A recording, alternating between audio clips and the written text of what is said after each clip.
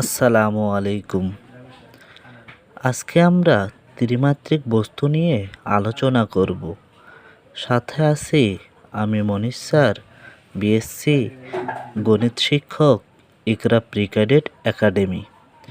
প্রথমে জেনে নেই ত্রিমাত্রিক বস্তু কী, যার মাত্রা তিনটি, যেমন দৈর্ঘ্য, প্রস্থ ও উচ্চতা।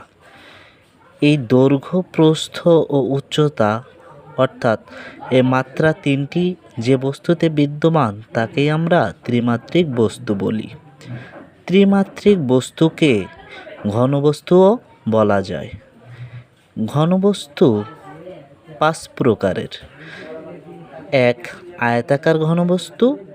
উদাহরণ হিসেবে বলতে পারি বই একটি আয়তাকার ঘনবস্তু। 2.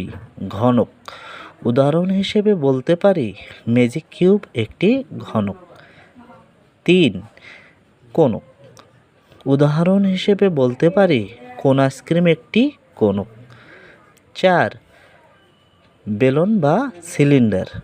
উদাহরণ হিসেবে বলতে পারি স্পিড ক্যান একটি বেলুন বা সিলিন্ডার।